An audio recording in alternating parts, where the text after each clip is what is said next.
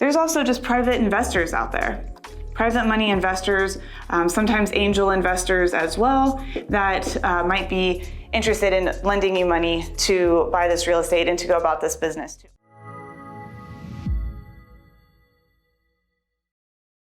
Okay, so obviously getting started in residential assisted living, you need a property and the business, right? Not everybody might be able to own their own property though, and that's okay. But let's say that that's a way that you want to go about this business and how you want to get started with that. Let's start exploring how to go about getting funding. All right, so first and foremost, you need to start with a pre-approval process. You need to kind of understand what you can afford, what you can get approved for in order to go looking for this real estate. You don't want to go looking for real estate that costs $1 million when you're only approved for $250,000, and obviously there's an issue there. So let's see what you're approved for first. So number one, you need to go through a pre-approval process for the real estate. And let's really see what that number comes back at. All right, so let's say then that that's the route that you're gonna go. And now, where do you go to for that, right? So first, you need to check out some local banks. Local banks are really great to work with, and a lot of times they might just start understanding a little bit better about what you're trying to achieve. They know your marketplace and might really be more investor friendly. So local banks are really great where there's just a couple different branches near you, and ask around. You might find some investor friendly banks even, and they're going to look at things a little bit differently than your really big box banks, like your Chases, your Bank of America, and those kinds of banks. So check out first your local banks, those investor-friendly banks. All right, go through the pre-approval process with them first.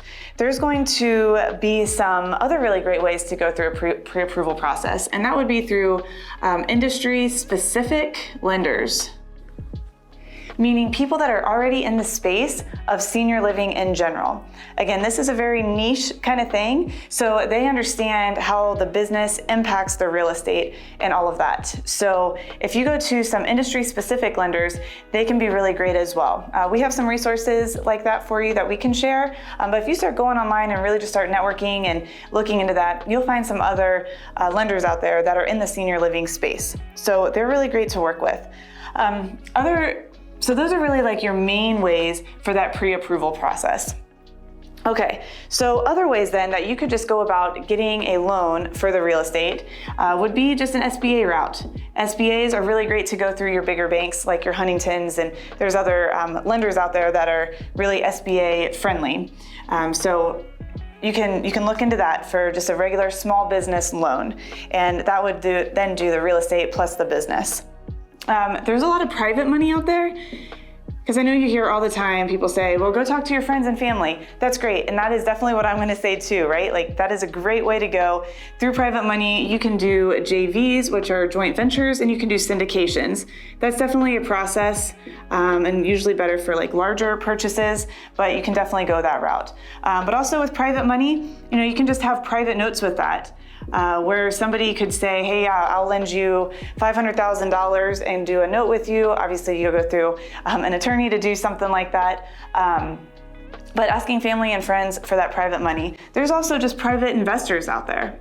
Private money investors, sometimes angel investors as well, that might be interested in lending you money to buy this real estate and to go about this business too. So even if you don't have friends and family, there are other avenues like the investors or angel investors too to go about the private money route. Other ways are crowdfunding. There's so many different crowdfunding platforms out there now, and some of them are really open to this whole senior care industry. So check out crowdfunds in your area. Again, you're gonna have to give up some equity when it comes to that, but if that's what it takes to get started, it really might be worth it. So crowdfunds might be a really great avenue for you as well. Always look into your HELOC. If you're sitting on some equity in your home, that could be a really great way to pull some money out to put down for a home as well, and to talk to your lender about that too. Owner financing is always gold. Owner/seller financing.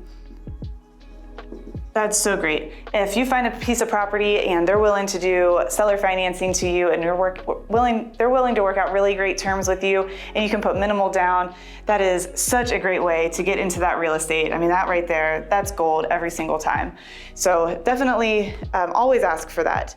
There's a ton of other creative type financing deals that you can do, but that can kind of give you a rough idea of ways to go about getting the real estate. Okay, so let's say that that is just not an option for you whatsoever, just off the table, and quite frankly, you don't really even care about the real estate. You want the business. You want to be able to own and operate the business within the real estate. Then what do? That's a great question. But you find a piece of property that you really want to do this in. Well, you need to find a real estate investor then. So how do we go about doing that? A real estate investor. To find a real estate investor, obviously you're gonna have to network. You're gonna have to network and talk to a lot of people and let them know what it is you're looking for. Well, where do I go about networking, Lindsay? I would definitely hit up your RIAs. These are your real estate investor associations. These are all across the country, and these are where everybody gathers. They've got tons of Zoom meetings anymore, live meetings, there's big seminars, there's conferences. These are going on all the time, all across the country. But that right there is where you get connected to people that are buying real estate. If you just start networking, and making phone calls and whatnot, look for those signs. I mean, you'll see signs out there that we buy houses for cash now, sell your ugly home now, all those kinds of things. Those are real estate investors. You call them, say what you're looking for. It might not be them that could buy that home for you, but they're gonna know other people that are. They're gonna know other real estate investors. So if you're really adamant about finding an investor to buy a home, they are out there. People are buying real estate every day, so you just need to find those people. So again, looking for yard signs, but ultimately making the call. You gotta start making calls to people. You gotta start thinking, okay, where do real estate investors live? Not like literally live, but like where's their hangout? What are they doing? How do I get in contact with them? What networking events are they going to? Are they at BNIs? Are they at RIAs? Other great ways to find these real estate investors are through realtors. Get connected with different realtors. Start calling different realtors. Say, hey, do you work with any real estate investors? I'm looking for somebody to partner with. Here's what I'm looking to do. Or just say, hey, I'm looking for real estate investors.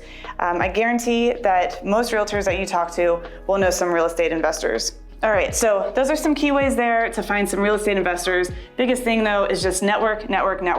Talk to people, talk to friends, talk to family. Let them know what it is that you're looking to do and find yourself a real estate investor. Other funding that you need is your business startup loan. If you're not sitting on cash already, right?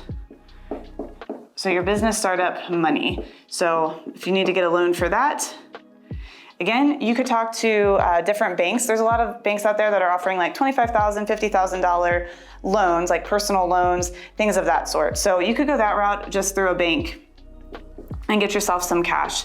Again, your HELOC is a great way to pull some money from that.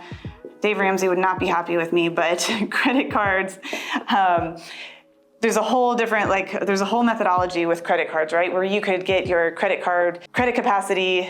limits, that's the word I'm looking for, your credit limit increased so that you have more flexibility with credit cards to be able to use just during that startup time, to be able to start your payroll, get people in the door, get your house furnished, all those kinds of things. Also with credit cards, when you're just getting started with them, a lot of them offer that 0% interest for a certain period of time. So that could really help out a lot. I know I've used that a ton with mine. So other ways to get your business startup money, again, like friends and family, taking out some personal loans like that too. Hope that gives you a little bit of an idea on some ways to come up with some money for different avenues within this business so that you can get your doors open and create a really great environment for these seniors and make your dream of owning one of these homes become a reality. Take care.